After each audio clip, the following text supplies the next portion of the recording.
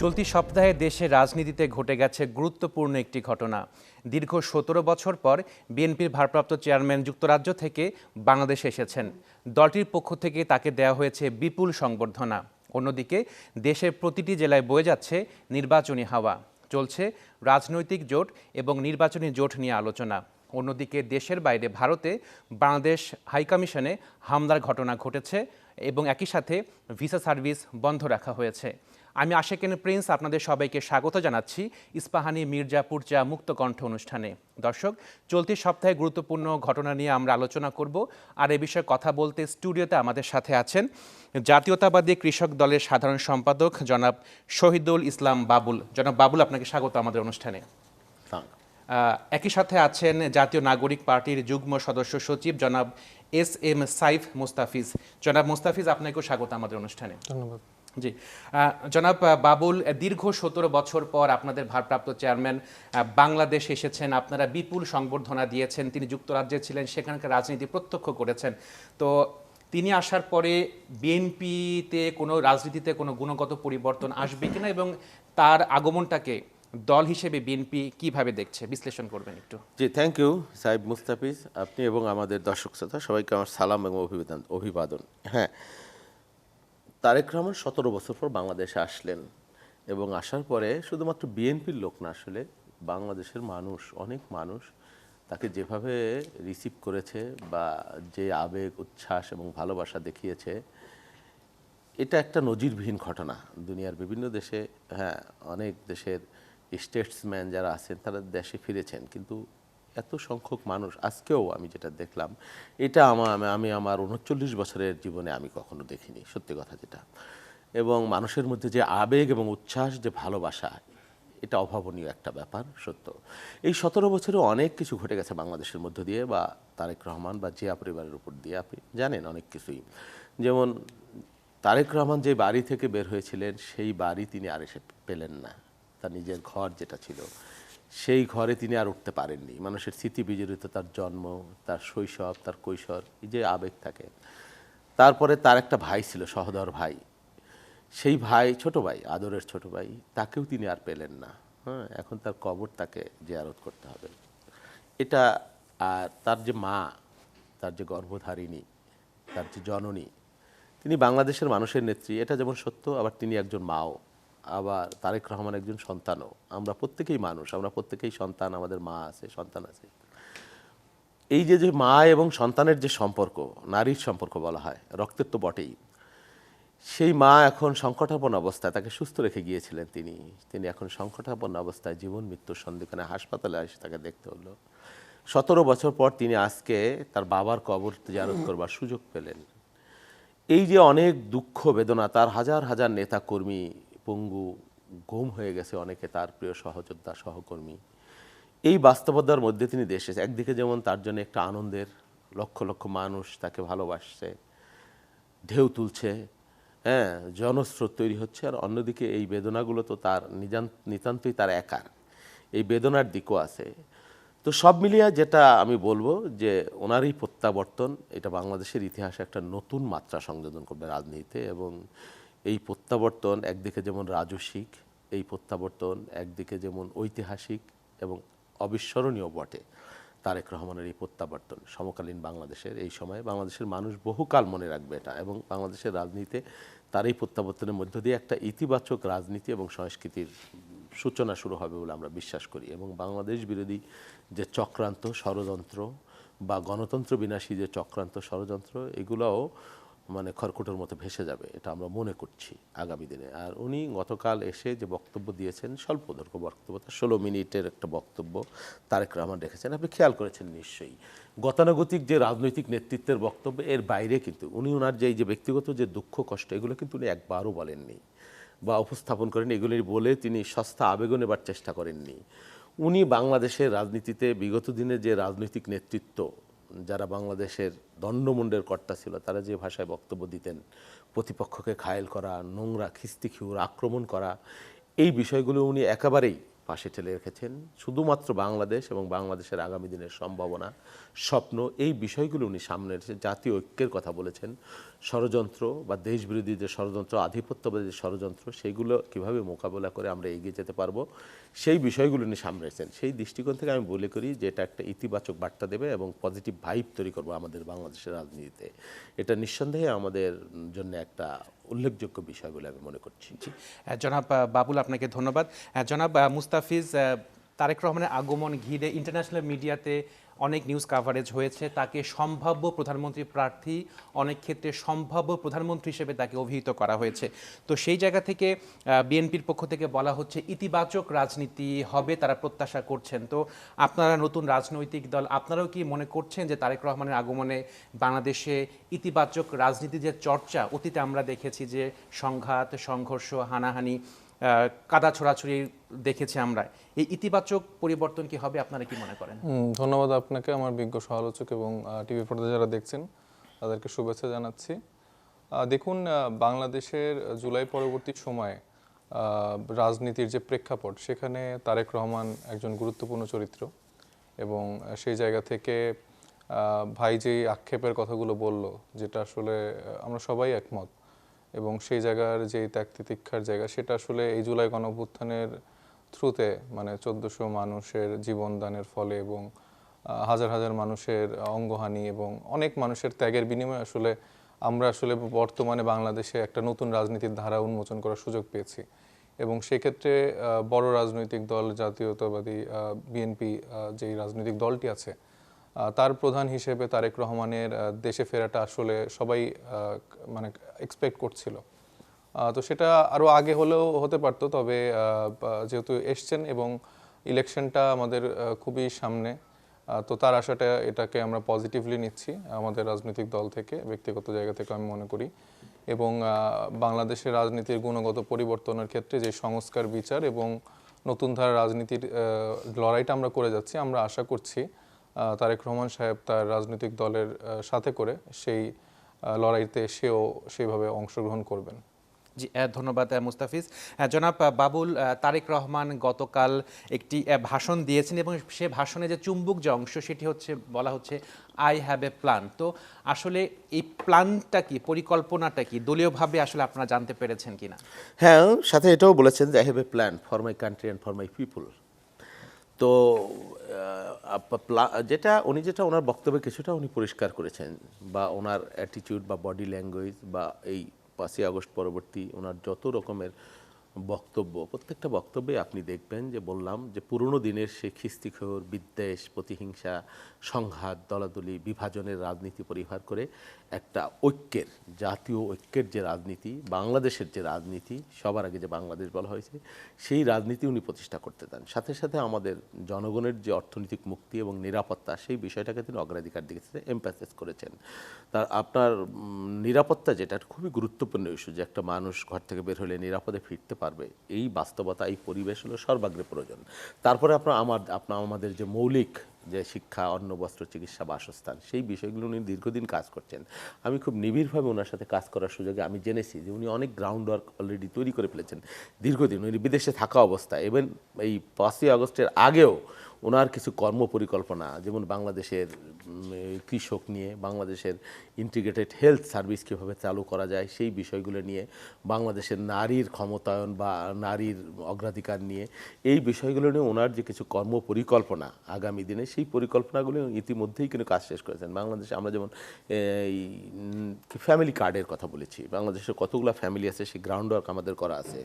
তারপরে এই পরিবারের মধ্য থেকে কত পরিবারকে আমরা দিতে পারবো প্রিলিমিনারি, বাংলাদেশের অর্থনীতি, সমাজ বাস্তবতা মিলিয়ে সবাইকে তো দেওয়া সম্ভব না, যাদের প্রয়োজন, সেই গ্রাউন্ড ওয়ার্কগুলো আমরা করেছি। এর ফান্ডিংটা কোত্থেকে হবে, টাকাটা কোত্থেকে আসবে, কোথায় টাকা মিসিলেন্স আছে, কোথায় সেই টাকাটা এখানে পজিটিভলি কাজে লাগানো যায়, সেই গ্রাউন্ড ওয়ার্কগুলো করা আছে। কোথায় আমরা এটা প্রথম 3 মাসের মধ্যে এক্সপেরিমেন্ট শুরু করতে পারবো। তারপরে বাংলাদেশের কৃষি সেক্টর সবচেয়ে অবহেলিত। দেখেন, আমরা এত সংস্কার করেছি, এত করেছি, আমাদের শ্রমিকদের অধিকারের সংগঠন আছে, সব আছে, কিন্তু আমার কৃষকের অধিকার রক্ষার জন্য কিচ্ছু নাই। কৃষক ধুকে ধুকে মরছে। এবং প্রত্যেকটা কৃষক, আপনি যদি খবর নেন প্রান্তিক জনগোষ্ঠীতে, যেই কৃষকের 10 বিঘা জমি আছে, প্রতি বছর তাকে 1 বিঘা জমি বিক্রি করে তার সংসার চালাইতে হয়, তার বাবার চিকিৎসা করতে হয়, বৃদ্ধ বাবা মার, বাচ্চাদের পড়াশোনা শেখাইতে হয়। মানে কৃষক জীর্ণদশা। আগে তো ধরেন এক সময়ে এক কৃষকের 5টা সন্তান থাকলে সে শ্রম দিতে পারতো। এখন তো যান্ত্রিক কৃষি হয়ে গেছে, মানে উৎপাদন ব্যয় এত বেড়েছে, আবার কৃষি উৎপাদনের পরে তার যে কৃষি পণ্যের মূল্য তার ঠিকমতো মূল্য পাচ্ছে না। যেই পেঁয়াজ সিজনে, যেই মাসে পেঁয়াজ ওঠে সেটা যদি 1600 টাকা মন হয়, আপনার 3 মাস পরে সেই পেঁয়াজের দাম হয় 3000 টাকা। মাঝখান থেকে এই টাকাটা কৃষক পায় না, মধ্যস্বত্বভোগী পরিয়া যারা মজুদদার এরাই টাকাটা রক্ত শোষণের মতো কৃষকের খেয়ে ফেলে। এই বিষয়গুলি নিয়ে তারেক রহমানের কিছু চিন্তা ভাবনা এবং অবজারভেশন আছে এবং সেই বিষয়গুলো নিয়ে উনি কাজ করবেন। আমরা সিদ্ধান্ত নিয়েছি কৃষকের জন্য কৃষি কার্ড, এর মাধ্যমে একজন কৃষকের কৃষি ক্ষেত্রে কিন্তু প্রচুর জনবল আছে। আপনার প্রত্যেকটা ইউনিয়ন পর্যায়ে একজন উপসহকারী বা 2জন কৃষি কর্মকর্তা থাকে। এদের অধিকাংশ ক্ষেত্রে এরা কিন্তু অলস জীবনযাপন করে। এদেরকে কিভাবে কাজে লাগানো যায়, একটা সফটওয়্যার তৈরি করে কৃষকের কোন কোন জমিতে কতটুকু জমি, কত শতক জমি, কি চাষ করেন তিনি, এবং সেই কৃষককে অন্তত সরকারি কি প্রণোদনা দেওয়া যায়, কি সাহায্য দেয়, এবং সেটা জাতীয় উৎপাদনের সাথে কিভাবে প্রাসঙ্গিক হয়। অনেক কিছু আছে যেগুলো আমরা ইম্পোর্ট করি, সেই ইম্পোর্ট যেমন সয়াবিনটা, হ্যাঁ, বা পাম অয়েলটা, সেটা কিভাবে বৃদ্ধি করা যায় এখানে চাষ, সেই পরিকল্পনা, বা একটা যে প্রান্তিক কৃষক যে তিনি যাতে নিঃস্ব না হয়ে যান, অন্তত তাকে কিছু প্রণোদনা প্রাথমিক পর্যায়ে কতটুকু দেওয়া যায় সেগুলো নেওয়া। তারপরে কৃষি বিমার একটা প্রভিশনের কথা আছে। তারপরে ইউনিয়ন লেভেলে পর্যায়ক্রমে সরকারি ক্রয় কেন্দ্র কীভাবে তৈরি করা যায় সেই বিষয়গুলো নিয়ে আমাদের কর্মপরিকল্পনা আছে।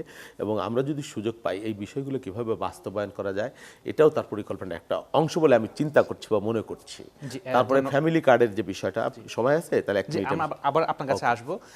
জনাব মুস্তাফিজ, আপনি বলছিলেন যে বিএনপি বড় একটি রাজনৈতিক দল, সেই দলের ভারপ্রাপ্ত চেয়ারম্যান দেশে এসেছেন, আপনারা যারা রাজনৈতিক দল আছেন, তো তারেক রহমানের আগমনকে ঘিরে আপনারা যারা রাজনৈতিক দল আছেন তারা কি কোনো প্রেশার ফিল করছেন কিনা? আসলে না, আমরা তো কোনো প্রেশার ফিল করছি না। আমাদের পলিটিক্যাল যেই পরিবেশ আছে সেক্ষেত্রে একটা রাজনৈতিক দলের প্রধান হিসেবে যিনি দায়িত্ব পালন করছেন, তিনি এতদিন দেশে ছিলেন না, বিদেশ থেকে দায়িত্ব পালন করছিলেন, এখন দেশে এসে পালন করছেন, এতটুকুই পার্থক্য। এছাড়া আলাদা কোনো প্রেশার বা অন্য কিছু তো আমি মনে করছি না বাংলাদেশের রাজনীতিতে চলে এসছে। জি, জনাব বাবুল সাহেব বেশ কিছু পরিকল্পনার কথা বললেন, তো আপনাদের যারা অন্যান্য রাজনৈতিক দল আছে এরকম কোনো সুনির্দিষ্ট পরিকল্পনা ধরে ধরে আপনারা জনগণের কাছে যেতে পারছেন কিনা অথবা যাওয়া শুরু করেছেন কিনা? হ্যাঁ, ডেফিনেটলি, মানে আমরা যে কর্ম পরিকল্পনাটা করছি, আমরা আসলে ওয়েলফেয়ার রাজনীতির পরিবর্তে আসলে আমরা চেষ্টা করছি যে আমাদের যেই জনগোষ্ঠী আছে তাদেরকে কিভাবে এম্পাওয়ার্ড করা যায়, তারা আসলে কিভাবে নিজেই নিজের সেই জায়গাটা নিশ্চিত করতে পারবে, তাদের কর্মর জায়গা থেকে শুরু করে তাদের ফ্যামিলি চালানো থেকে শুরু করে। এখন দেখেন ফ্যামিলি কার্ড বা এই ভিজিএফ কার্ড এরকম কনসেপ্টটা অনেক পুরানো, এবং এই কনসেপ্টে, এই কার্ড কনসেপ্টটা আমার কাছে মনে হয় যে একরকম স্ক্যাম। কারণ আওয়ামী লীগ সরকারের আমলে আমরা দেখেছি এই কার্ডগুলো দিয়ে একরকম রাজনীতি করা হতো।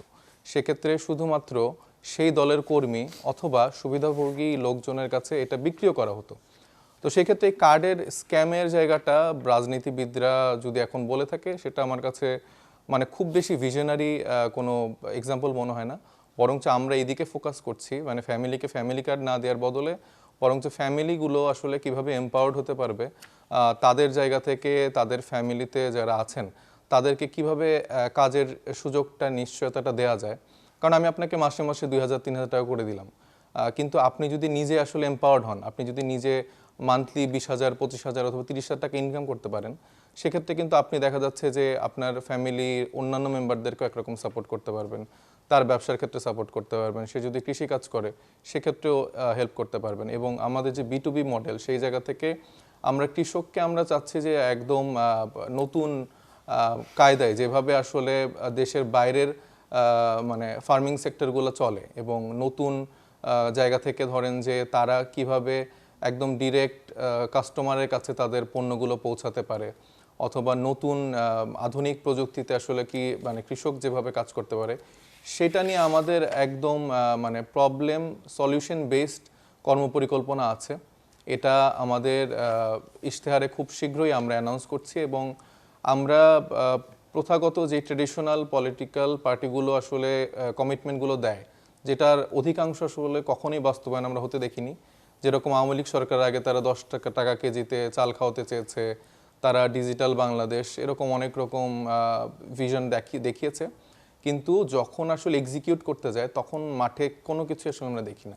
তো আমরা বলতে চাই যে আমাদের কর্মপরিকল্পনার জায়গায় চটকদার কথাবার্তা খুব কম থাকবে। আমরা মাঠে এক্সিকিউট করা যায় এরকম কাজকর্ম বাংলাদেশের মানুষকে উপহার দিতে চাই, এবং আমি বিশ্বাস করি যে বাংলাদেশের মানুষ এখন সেই রকম স্মার্ট এনাফ যারা আসলে এটা ধারণ করতে পারবে এবং তারা জাজ করতে পারবে আসলে কোন রাজনৈতিক দলগুলো কিভাবে তাদেরকে ধোঁকা দিচ্ছে। এটা বিএনপি বলেন, জামাত ইসলামী বাংলাদেশ বলেন, এনসিপি এবং অন্যান্য রাজনৈতিক দলগুলোর মধ্যে কারা আসলে মুখের কথায় একটা কার্ড বানিয়ে নিয়ে যে আমি দেখালে তো আসলে সেটা হলো না, এটার আসলে এক্সিকিউশন লেভেলটা কীরকম করে হবে সেটা ফ্যাক্টর। জি, ধন্যবাদ জনাব মুস্তাফিজ। জনাব বাবুল, আপনারা তো প্রচারণা চালাবেন হয়তো বা, তো সেই ক্ষেত্রে যিনি মুস্তাফিজ তিনি বললেন যে আসলে ফ্যামিলি কার্ড বা বিভিন্ন কার্ড স্ক্যাম জাতীয় একটা বিষয়, এটা একটা রেসপন্স করবেন আপনি। আরেকটা বিষয় হচ্ছে হলো দীর্ঘ সময় তারেক রহমান দেশের বাইরে ছিলেন, দেশের 4 কোটির বেশি মানুষ হচ্ছে তরুণ ভোটার, তারা আসলে তারেক রহমানকে কতটুকু একসেপ্ট করবে, তার কার্যক্রম বা কর্মকাণ্ড কতটুকু একসেপ্ট করবে, আপনারা কতটুকু আত্মবিশ্বাসী? না, প্রথম কথাটার উত্তর দেই যে হ্যাঁ, কথায় না কাজে বিশ্বাসী হতে হবে। ওই যে সেই কবির কথা আর কি, আমাদের দেশে হবে সেই ছেলে কবে, কথাই না বড় হয়ে কাজে বড় হবে। সাহেব ঠিকই বলেছে, প্রত্যেকের যার যার দৃষ্টিভঙ্গি মানুষ কীভাবে গ্রহণ করবে সেটাই তো আসলে মূল সত্য। স্বপ্নের কথা সবাই বলে, শুধু স্বপ্ন দেখলে তো হবে না, স্বপ্ন কীভাবে বাস্তবায়ন করা যায় সে কাজও করতে হবে। ওই যে বলে না এপিজে আব্দুল কালাম, যে স্বপ্ন সেটা নয় যা মানুষ ঘুমিয়ে ঘুমিয়ে, বরং স্বপ্ন সেটা যা পূরণের তাগিদ মানুষকে ঘুমোতে দেয় না, তাই না? তো কিছুদিন আগে আমাদেরকে চায়নায় পাঠানো হয়েছিল, হ্যাঁ, আমাদের দলের পক্ষ থেকে, সেখানকার অ্যাডভান্স এগ্রি যেটা মডার্ন এগ্রিকালচার সেটা দেখবার জন্যে। আপনি জানেন কিনা জানেন, এই ওয়ার্কটা আমাদের করা হয়েছে। প্রতি বছর বাংলাদেশের কৃষি সেক্টরে 12,000 কোটি টাকা অপচয় হয় শুধু বেশি পরিমাণে সার এবং পানির ব্যবহারে, যেটার প্রয়োজন নাই। আপনি যদি প্রযুক্তি কৃষি, যেখানে যতটুকু পানির মাটির আর্দ্রতা কতটুকু আছে সেটা মেপে, আমরা কিন্তু এখানে পানি দিয়ে ডুবিয়ে রাখি অলওয়েজ। কিন্তু একটা সময় তো আমরা দেখেছি যে আসলে সারের কৃষকরা সার পাচ্ছে না, সারের মূল্য বৃদ্ধি, তো সেই জায়গা থেকে আসলে কতটা পরিবর্তন করতে পারবেন আপনারা? আপনার সারের মিসিলেন্স হয় কত হাজার কোটি টাকা, আপনি জানেন, যে সারের প্রয়োজন নাই, এবং সারকে মানে জৈব সারে পরিণত করা বা নিজস্ব সার প্রযুক্তি তৈরি করা বা ফার্টিলাইজার তৈরি করা, আপনি মানে বাংলাদেশে যে কত সারের মিসিলেন্স হয় অপ্রয়োজনীয় সার, এইটাও আপনার হয়তো কল্পনা নাই। বা বাংলাদেশের কোন অঞ্চলে মাটির কি ধরন, আধুনিক কৃষি যেটা, সেই চিন্তাটা একটা, সেটা নিয়ে আমরা অলরেডি কাজ করেছি এবং কাজ শুরু হয়েছে। শুধুমাত্র কার্ডের ব্যবস্থাপনা না, কার্ড তো বাংলাদেশে একমাত্র স্মার্ট কার্ড বা ভোটার আইডি কার্ড, আর ভিজিএফ কার্ড যেটা দেওয়া হয়তো 3 মাস চাউল দেয়া গম দেয়া দলীয় ভিত্তিতে, সেটা অন্য প্রসঙ্গ। আর এই কার্ডটা সকল মানুষ পাবে বাংলাদেশের, এবং ডেটা থাকবে যে কার পারিবারিক অবস্থা কেমন, সেটা ওই ডেটা বেজের মধ্যে থাকবে। সুতরাং ইচ্ছা করলে এখানে দলের লোক বা দরিদ্র লোক বা বড় লোক ঢুকে দেওয়া, এই সম্ভাবনা বা এই সন্দেহ করা আমার মনে হয় না কোনো প্রয়োজন আছে। আর আরেকটা হলো কি, ধরেন নারীর ক্ষমতায়নের কথা যেটা বলছিলাম, বা ফ্যামিলি কার্ডের কথা, যেটা বাংলাদেশের প্রত্যেক ফ্যামিলি কার্ড পাবে, এবং কার্ডের অনেকগুলো সার্ভিস এই কার্ডের মাধ্যমে পাবে নারীরা। কেন নারীরা পিছানো? বাংলাদেশের নারীরা অগ্রগামী না। যেই দেশের অর্ধেক নারী প্রত্যেকটা দেশের, সেই নারীদেরকে আপনি অবরুদ্ধ রেখে, বঞ্চিত রেখে, অবমাননাকর অবস্থায় রেখে কোনো জাতির উন্নতি হতে পারে না। এটা হলো আমাদের সর্বপ্রথম কথা। আপনার খেয়াল আছে কিনা জানি না, আপনার বয়স তখন কত, বেগম খালেদা জিয়া যখন 91 সালে প্রধানমন্ত্রী হলেন, প্রথম বাংলাদেশের মেয়েদের জন্য এসএসসি পর্যন্ত বিনা বেতনে পড়বার সুযোগ করে দিয়েছিলেন, এবং তারপরে 2001 সালে ইন্টারমিডিয়েট পর্যন্ত বিনা বেতনে পড়বার সুযোগ করে দিয়েছিলেন। শিক্ষা বিনিময় খাদ্য নারীদের জন্য সাইফুর রহমান তখন অর্থমন্ত্রী, এটা নিয়ে বিশ্ব ব্যাংকেরও কিছু অনুদান ছিল, হ্যাঁ, এবং বিশ্ব ব্যাংক এটাতে আপত্তি করেছিল, বলছে যে শিক্ষকরা মেরে টেরে খাবে। তখন সাইফুর রহমান বলছে যে তোমাদের কত টাকা কত দেশে অপচয় হয়েছে, আর আমার শিক্ষকরাও যদি কিছু খায়। এবং এর ফলটা কি হয়েছে আপনি অভাবনীয়, আপনি চিন্তা করতে পারবেন না, যে গ্রামে যদি এখন যান, ঝাঁকে ঝাঁকে মেয়েরা দেখবেন ইউনিফর্ম পরে স্কুলে যায়। আমি আমার একটা থানায় এর মধ্যে শিক্ষাবৃত্তি দিয়েছিলাম মেধাবীদের, আপনি মানে কল্পনা করতে পারবেন না, 75% হলো ফার্স্ট সেকেন্ড থার্ডের মধ্যে নারী। মানে একটা অভাবনীয় ব্যাপার। তৎকালীন বিশ্ব ব্যাংকের কান্ট্রি ডিরেক্টর ছিলেন কিশিনাই ওয়ালিক, তার একটা মন্তব্য আছে যে বেগম খালেদা জিয়া যে বাংলাদেশের গণতন্ত্র উন্নয়ন উৎপাদনে আর কোনো ভূমিকা যদি না রাখেন, নারী শিক্ষার জন্য তিনি যে যুগান্তকারী পদক্ষেপ রেখে গেছেন, তার জন্য এলাকার মানুষ যুগ যুগ তাকে মনে রাখবে, মনে রাখা উচিত।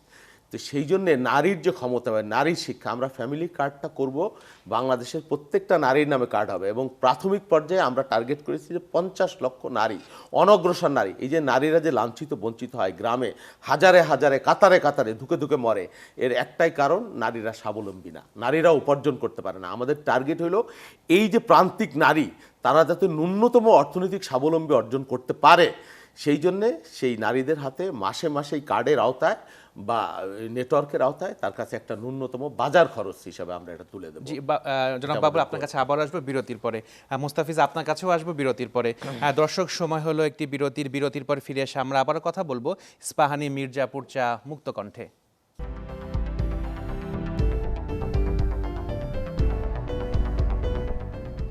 দর্শক, বিরতির পর আমরা আবারও ফিরে এলাম ইস্পাহানি মির্জাপুর চা মুক্ত কণ্ঠে অনুষ্ঠানে।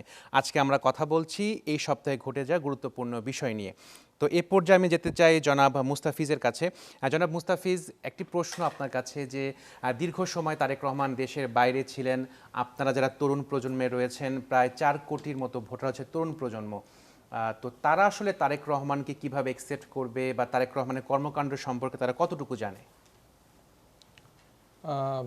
আমাদের যারা তরুণ প্রজন্ম তাদের তো তারেক রহমান নিয়ে জানার খুব বেশি সুযোগ হয়নি, কারণ 17 বছর টিভি মিডিয়া বা বিভিন্ন যে প্রচার মাধ্যম ছিল সেখানে তো আসলে তার বক্তব্য বা তার যে বয়ানগুলো আসার কথা ছিল সেটা আসলে সরকার থেকে নিষিদ্ধ ছিল। তো সেই জায়গা থেকে অনেকেই আসলে ওইভাবে পায়নি। তবে বিএনপির জায়গা থেকে কিছু কিছু মাধ্যম থেকে আমরা তাকে নিয়ে জানি বা জেনেছি। আবার আমরা অনেকে পূর্বের যেই বিএনপি শাসনামল ছিল সে সময়ও তাদের ভূমিকা বা রোলগুলো আমরা জানি। তো সেগুলোর আলোকে আসলে এখনও তো জাজমেন্ট করার সুযোগ নেই, কারণ উনি মাত্র এসছেন, ওনাকে অবজারভেশন করা মানে এই 1.5 বছর থাকলেও তাহলে একটা ওভারভিউ পাওয়া যেত। যেহেতু উনি মাত্র এসছেন, আমার মনে হয় যে তরুণ যে প্রজন্ম তাদের আরেকটু সময় লাগবে তাকে বোঝার জন্য। তবে আমরা এক্সপেক্ট করছি যে তিনি সেই এক্সপেকটেশন হয়তো ফুলফিল করবেন। তবে বাবুল ভাইয়ের সাথে আমি কয়েকটা বিষয় একটু অ্যাড করতে চাই। যে ধরেন আমরা রাজনীতিবিদ, আমরা আসলে মুখে অনেক চটকদার কথা বলি, আসলে এটা আমাদের জায়গা থেকে অনেক সময় বলতে হয়, বা আমরা ব্যক্তিগত জায়গা থেকেও হয়তো ধারণ করলেও দলগত জায়গা সেই জায়গাগুলো অনেক সময় ওনারশিপটা রাখতে পারে না। কারণ নারীর ক্ষমতায়নের কথা যেই জায়গা থেকে ভাই বলছেন, সে জায়গায় ধরেন যে তাদের যে রাজনৈতিক দল তারা যে নমিনেশন দিয়েছে সেখানে সবে মাত্র 11 জন হচ্ছে নমিনেশন পেয়েছেন নারী। তো সেখানে কিন্তু অনেক যোগ্য মানে নারী নেতৃত্ব আছেন, রুমিন ফারহানা থেকে শুরু করে অনেক নারী নেতৃত্ব আছেন যারা কিন্তু আসলে দীর্ঘদিন ধরে আসলে বিএনপিকে সার্ভ করে যাচ্ছে। এবং আমরা কিন্তু বারবার বলছি যে মানে নারীদেরকে আমাদেরকে এই রাজনীতির পরিমণ্ডলে একটা সেফ স্পেস তৈরি করে দিতে হবে। সেই লক্ষ্যে কিন্তু জাতীয় নাগরিক পার্টি প্রথম থেকেই খুবই কমিটেড, এবং আমাদের যে 125 জন ঘোষণা হয়েছে তার মধ্যে অলমোস্ট 17 জন হচ্ছে নারী। তো আমরা চেষ্টা করছি যে তাদের যোগ্যতার ভিত্তিতে আমাদের 300 আসনের ভিতরে অ্যাটলিস্ট আমরা যেন 25% থেকে 30% নিশ্চিত করতে পারি। কারণ তাদেরকে যদি আমরা এম্পাওয়ার্ড না করতে পারি, তাদেরকে সামনের দিকে না আনতে পারি, সেক্ষেত্রে আমাদের দায়িত্বশীল জায়গাগুলোতে যেখানে আসলে এলাকার ভিত্তিক বা আপনাদের জনপ্রতিনিধির জায়গাটা কাজ করার সুযোগ তৈরি হবে, সেখানে নারীরা সামনের দিকে আমরা না নিয়ে আসলে মুখে মুখে শুধু বললাম যে নারীর ক্ষমতায়ন করব, কার্ড দিব, এটা করব, আলটিমেটলি হবে না। সো আমি দেখতে চাই যে মানে এই বেসিক জায়গা থেকে আমি দেখার চেষ্টা করেছি যে বিএনপি নারীদের ক্ষেত্রে কীরকম করেছে। আর আরেকটি রাজনৈতিক দলে তো মাশাআল্লাহ মানে নারীরা নাই, ওইখানে তো উপস্থিত নাই। তো বাংলাদেশের প্রেক্ষাপটে আমি মনে করি যে নারীদেরকে আমাদেরকে সেই স্পেসটা তৈরি করে দিতে হবে, এবং তারা যথাযথ যোগ্যতা সম্পন্ন মানুষজনই কিন্তু আছে। বিএনপির কথা যেটা বললাম যে অনেক লিডার আছেন, নারী নেতৃত্ব আছেন, আমার ব্যক্তিগতভাবে অনেকের সাথে পরিচয় আছে যারা আসলে অনেকেই ফিল করছেন যে তারা বিট্রেড হয়েছে, বা তারা দলের প্রতি যেই কমিটমেন্টটা এতদিন বছর দিয়ে গেছেন। কারণ একটা পুরুষের পাশাপাশি যদি আমি নারীকে চিন্তা করি, তাদের অবস্টাকলগুলো কিন্তু আরও অনেক বেশি কঠিন। তো সেই জায়গা থেকে তাদের লড়াইটাকে আমাদের সেই সম্মানটা আমার মনে হয় যে দেওয়া উচিত ছিল। তো সেই জায়গাটা তো তারা দলীয়ভাবেই কমিটমেন্টটা ফুলফিল করতে পারেনি। তো রাষ্ট্রের জন্য বিএনপি আসলে নারীর ক্ষমতায়ন কতটুকু নিশ্চিত করতে পারবে, বা জামাত ইসলামী, তো ওইটা নিয়ে আমি আসলে কমেন্ট নাই করি। তো সেই জায়গা থেকে আমি যথেষ্ট সন্ধিয়ান। তো তরুণরা এনসিপির জায়গা থেকে আসলে চেষ্টা করছে কমিটমেন্টের জায়গাগুলো ফুলফিল করার জন্য যতটুকু সম্ভাবনা আছে মানে সবটুকু দিয়ে চেষ্টা করছে। আমাদের ভুলভ্রান্তি হচ্ছে বা হতেও পারে সামনের দিকে আরও। তবে আমরা চেষ্টা করছি আমাদের জায়গাটাকে প্রুফ করার, এবং আমার মনে হয় যে তার যথাযথ কিছু উদাহরণ আপনারা অলরেডি পেয়েছেন। জি, ধন্যবাদ জনাব মুস্তাফিজ। জনাব বাবুল, 12ই ফেব্রুয়ারি হবে ত্রয়োদশ জাতীয় সংসদ নির্বাচন। আমরা ডিস্ট্রিক্ট লেভেলে বিভিন্ন জায়গায় ঘুরেছি, সেখানে যারা প্রার্থী রয়েছেন তারা কিন্তু নমিনেশনের ফর্মটা কালেক্ট করছেন। একটা কনসার্নের জায়গা তারা বলছেন যে আইন শৃঙ্খলা পরিস্থিতি। তো আপনারাও মাঠে যাবেন, নির্বাচন করবেন, প্রচারণা চালাবেন। তো আইন শৃঙ্খলা পরিস্থিতি আপনারা কিভাবে বিশ্লেষণ করছেন বা মূল্যায়ন করছেন নির্বাচনকে সামনে রেখে? আচ্ছা, এইটা গুরুত্বপূর্ণ প্রশ্ন। এই প্রশ্নের উত্তরে আমি আসছি। তার আগে সাইফ মুস্তাফিজের সাথে আমিও একটু অ্যাড করি নারীর ক্ষমতায়নের যে ইস্যুটা।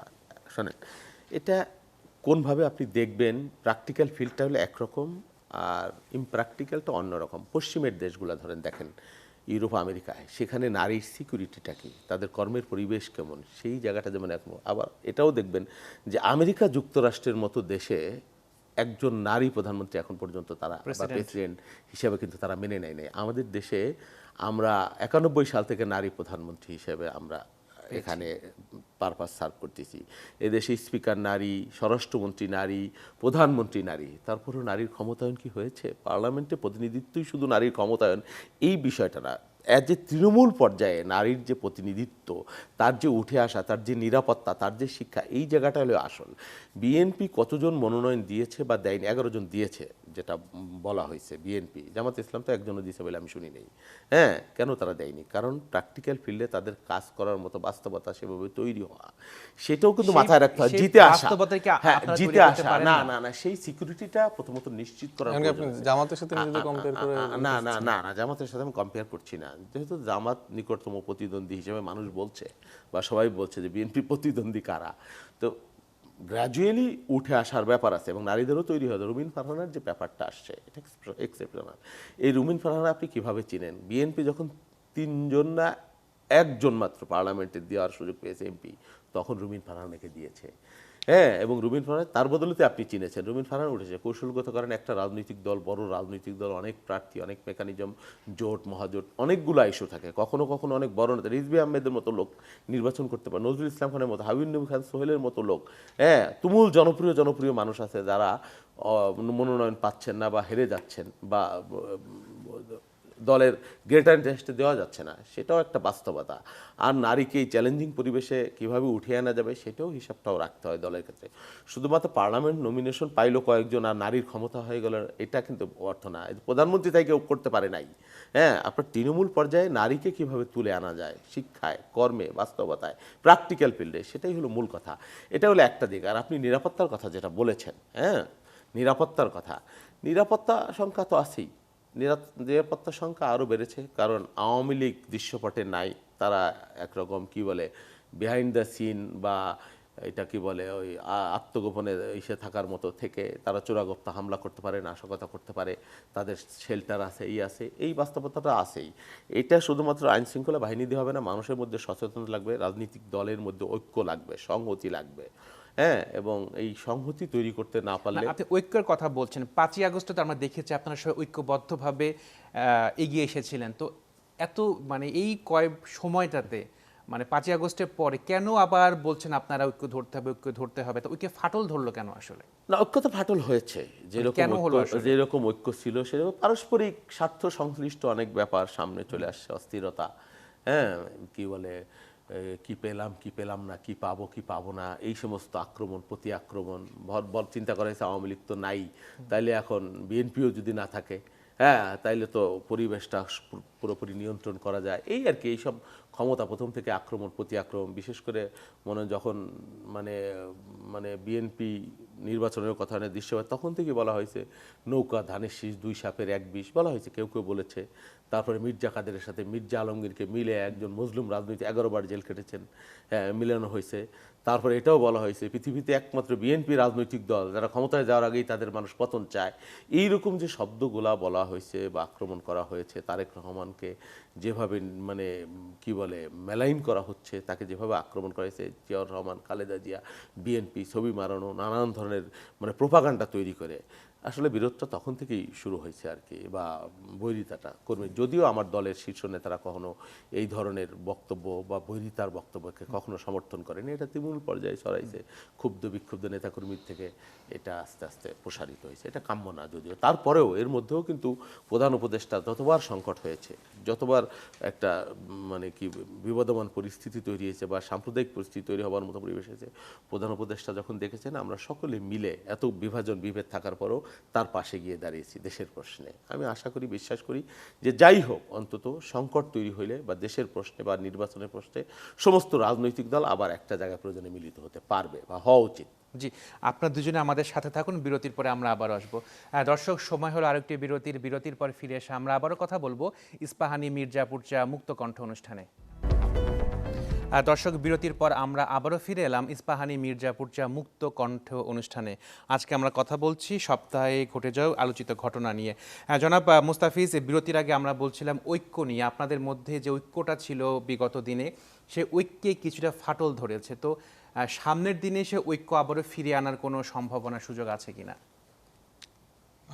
সে ঐক্য ফিরে আসতে হলে আপনার যে আজকে যতগুলো কোশ্চেন করলেন, আপনি তারেক রহমানকে নিয়ে অলমোস্ট পুরোটা শোতেই কোশ্চেন করেছেন, কিন্তু আপনি শরীফ ওসমান হাদি আমাদের ভাইয়ের ব্যাপার নিয়ে একটাও কথা বলেননি। ও যদি এই ব্যাপারগুলোতে আলাপ আলোচনায় সব রাজনৈতিক দল আসতে পারে, তাহলে একটা ঐক্যমত আসবে। আজকে প্রায় 14 দিন পার হয়ে গেছে, এখনও শহীদ শরীফ ওসমান হাদির খুনিদের গ্রেফতার করা থেকে শুরু করে কোনো রকম আইনি প্রক্রিয়া আমরা দৃশ্যমান দেখতে পাচ্ছি না। এখানে প্রধান উপদেষ্টা থেকে শুরু করে দাপ্তরিকভাবে যারা যারা এখানে অ্যাসাইন্ড, কারো থেকে কোনো দায়িত্বশীল আচরণ, কথাবার্তা কিছুই দেখতে পাচ্ছি না। আমরা দেখলাম ইনকিলাব মঞ্চ শাহবাগে আজকে রাস্তা ব্লক করে সেখানে বিক্ষোভ করছে।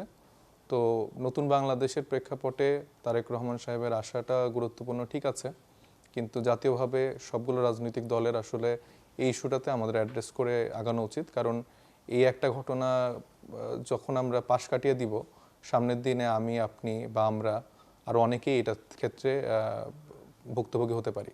তো সেটা জাতীয় স্বার্থে বলেন, ইলেকশনের ক্ষেত্রে বলেন, সব কিছুতেই কিন্তু একটা ধোঁয়াশা তৈরি করে দেবে এবং এটা কতটুকু সম্ভাবনা থাকবে সেটার একটা প্রশ্ন রাখে। তো জুলাই গণঅভ্যুত্থানের পরবর্তী সময়ে আমরা চাই যে জাতীয় ঐক্যের ক্ষেত্রে এই বিষয়গুলো প্রাধান্য পাক। আমরা এখনও বা আমি প্রতিদিন বলছি যে শহীদ ওসমান হাদির বিচার চাই। আমরা সরকারের থেকে দ্রুত পদক্ষেপ দেখতে চাই। আসিফ নজরুল উনি হচ্ছে 30 দিন 90 দিন এরকম অনেক আলাপ করেছে, যেটা আমরা বিগত সময়ে সাগর রুনির হত্যাকাণ্ড থেকে শুরু করে বাংলাদেশের প্রেক্ষাপটে এরকম অনেক ঘটনা দেখেছি যেটা আসলে 1000 দিন 2000 দিন 3000 দিন ছাড়িয়ে গেছে, কিন্তু সেটা এখনও কোনো সুরাহা হয়নি। তো আরেকটা এরকম ঘটনা আমরা আমাদের জুলাইয়ের একজন ভাইয়ের, একজন শহীদের ক্ষেত্রে দেখতে চাই না।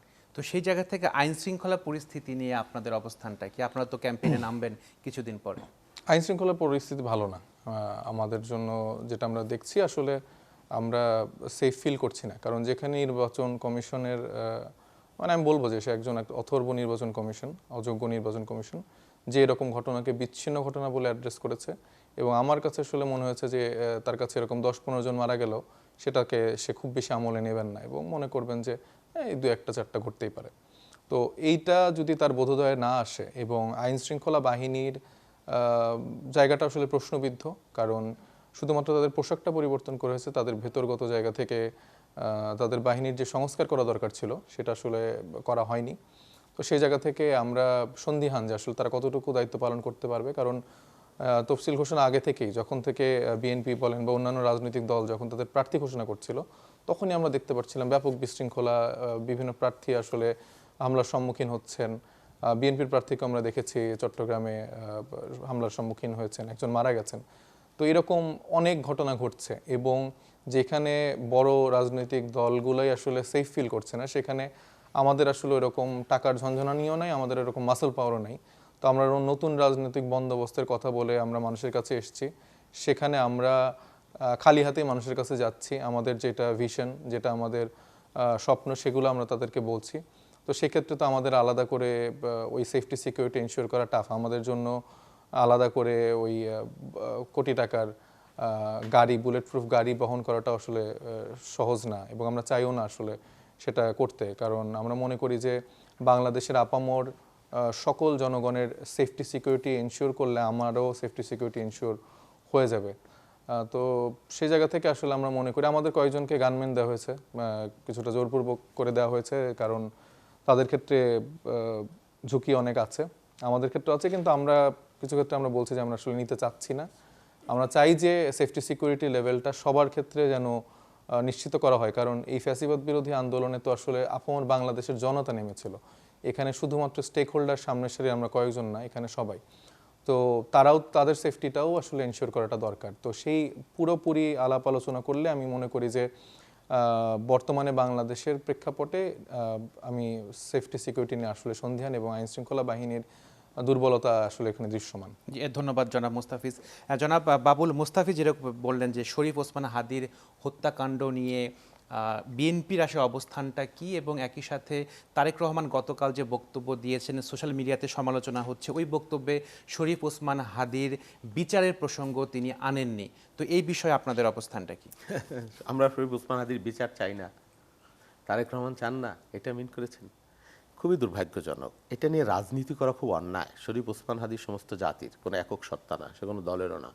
জুলাই থেকে উঠে আসা একটা ক্যারেক্টার। তারেক রহমান সিপাহী বিদ্রোহের কথা বলেছেন, মুক্তিযুদ্ধের কথা বলেছিলেন, 24-এর কথা বলেছেন, তার ভাইয়ের কথা বলেন, শরীফ ওসমান হাদির কথা আলাদাভাবে বলেছেন। এটি কি মিন করে যে তারেক রহমান ওসমান, এবং তিনি ওসমান হাদির কবর জিয়ারত করবেন, এটাও তার কবরে উনি যাবেন, আলাদাভাবে যাবেন। এই বিষয়টাকে আপনি যদি ছোট করে দেখেন বা এখানে এটা নিয়ে রাজনীতি করতে চান, দুর্ভাগ্যজনক হবে। শরীফ ওসমান হাদির বিচার কে না চায়? তাকে কারা হত্যা করেছে? দেখেন রাজনীতি কিভাবে বিভাজিত হয়। প্রথম হওয়ার 1 ঘন্টার মধ্যে তার উপর গুলি করা, মির্জা আব্বাসকে টার্গেট করলেন আপনি, মির্জা আব্বাস গুলি করিয়েছেন। বিভেদটা, অনৈক্যটা, অনারী রাজনীতির কারণে বাংলাদেশে বিভেদ বিভ্রান্তি তৈরি হয়েছে। শুধু সরকারের হাতে নিরাপত্তা থাকে না, নিরাপত্তা রাজনীতিবিদরাও তৈরি করে, নিরাপত্তাহীন পরিবেশও তারাই তৈরি করে। আপনি রাজনীতিটা যদি ঠিকভাবে না করেন, কৌশলগত না করেন, আপনি কেউ নিরাপদ থাকবো না। আপনাকে রাজনীতিটা ঠিক করতে হবে। গায়ের জোরে গাউরামি করে রাজনীতি আপনি যদি করতে যান মেধাহীনভাবে বা ভীষণ তৈরি না করে, আমি এই দেশ কেউ নিরাপদ থাকবে না। আপনাকে কৌশলী হতে হবে, আপনাকে দেশটাও বাঁচাতে হবে। সব মিলিয়ে আপনাকে দেখেন উসমান হাদি নিজে বাংলাদেশের গণতন্ত্রের জন্য কতবার সংগ্রাম করেছেন। তার ভাই, তার বোনের চাইতে বেশি আপনজন আর দরদি তো আমি আর আপনি না। আপনি যদি এটাকে নিয়ে রাজনীতি না করতে চান, হ্যাঁ, উসমান হাদি কেউ তো এটাও বলছে যে উসমান হাদির বিচার না হওয়া পর্যন্ত নির্বাচন হইতে পারবে না। আশ্চর্য কথা, উসমান হাদি হত্যা হয়েছে, আপনি পত্রিকা বেশি আগুন দিয়ে দিলেন। হ্যাঁ, আপনি এর উপর হামলা করছেন, এবং টোটাল একটা সাম্প্রদায়িক পরিস্থিতি আপনি তৈরি করে দিচ্ছেন। ইজিটে পলিটিক্স? এটা তো একটা সুবিধাবাদিতা, বা এটার নাম মায়ের চাইতে মাসির দরদ বেশি একটা বাস্তবতা। উসমান হাদির খুনির বিচার কে না চেয়েছে? উসমান হাদি কোনো দলের? উসমান হাদি বাংলাদেশের। এবং উসমান হাদিকে নিয়ে আমাদের দল যত আবেগাকুল, বা আমরা যতবার কথা বলেছি, তারেক রহমান সাহেব নিজে বলেছেন, তাহলে উসমান হাদির বিচার কে বাধাগ্রস্ত করবে বাংলাদেশে? হ্যাঁ, আর উসমান হাদিকে খুনির গ্রেপ্তার কে না চাইবে? কোত্থেকে খুন হইলো, কিভাবে খুন হইলো, এটাও মানুষ বুঝে জানে। জনাব বাবুল, আপনার কাছে আবারও আসবো, আমাদের সময় খুবই সংক্ষিপ্ত। জনাব মুস্তাফিজ, এই সপ্তাহে ভারত এবং বাংলাদেশের মধ্যে কূটনৈতিক সম্পর্ক একটু ব্যাপক টেনশনের জায়গাতে রয়েছে। তো ভারতের সাথে আসলে বাংলাদেশের কূটনৈতিক সম্পর্কটা কীরকম হওয়া উচিত বলে মনে করেন, সামনে যারা ক্ষমতায় আসবেন তাদের সাথে? খুবই সংক্ষেপে। এটা সাম্যের সাথে হওয়া উচিত। আমাদের যে ইকুয়াল একটা সহাবস্থানের জায়গা, এটা নিশ্চিত হওয়া উচিত। এবং কূটনৈতিকভাবে আমরা চাই যে প্রত্যেকটা রাষ্ট্রের সাথেই বাংলাদেশের একটা সুসম্পর্ক থাকবে, এবং অধিকারের জায়গা থেকে যেন আসলে আলাদা কোনোভাবে যে আধিপত্যবাদের জায়গাটা এতদিন ধরে ছিল সেটা যেন না থাকে, এবং সেই জায়গাটা যেন মিটিগেট করে বাংলাদেশের পররাষ্ট্রনীতি আমরা চালাতে পারি, সেটা আমি এক্সপেক্ট করি যে আসলে বাংলাদেশের ভবিষ্যতে যেই ক্ষমতায় যাবে না কেন তারা নিশ্চিত করবে। জনাব মুস্তাফিজ, ধন্যবাদ। জনাব বাবুল, ভারতের সাথে আমাদের বাংলাদেশের আসলে সম্পর্কটা কীরকম হওয়া উচিত, ডিপ্লোম্যাটিক রিলেশনটা খুবই সংক্ষেপে? অবশ্যই এটা তো স্বাধীন রাষ্ট্র, স্টেট টু স্টেট দ্বিপাক্ষিক সম্পর্ক হতে হবে, এবং ন্যায্যতার ভিত্তিতে হবে, বন্ধুত্বের ভিত্তিতে হতে পারে। প্রভু এবং বন্ধু এটা হতে পারে না। দেখেন তিস্তার যে ব্যারেজ, তিস্তা প্রকল্প একটা বার্নিং ইস্যু সংক্ষেপে। হ্যাঁ, সেই ইস্যুতে একমাত্র বিএনপি অ্যান্ড অনলি বিএনপি 2-3টা গুরুত্বপূর্ণ জাতীয় প্রোগ্রাম করেছে, অন্য কেউ কিন্তু করেনি। সেই জন্য বিএনপি এবং ভারত তারা তাবেদারি করবে, এই কথাটা অন্তত আমার দলের ক্ষেত্রে যদি বলেন খুব অন্যায় বিচার করা হবে। জনাব বাবুল, আপনাকে অসংখ্য ধন্যবাদ আমাদের সময় দেবার জন্য। জনাব মুস্তাফিজ, আপনাকে অসংখ্য ধন্যবাদ। আশা করি সামনে আপনাদের সাথে আবারও কথা হবে। দর্শক, অনুষ্ঠান শেষ করছি, দেখা হবে আগামী সপ্তাহে। সে পর্যন্ত সবাই সুস্থ থাকুন, ভালো থাকুন, এবং চ্যানেল 24-এর সাথেই থাকুন।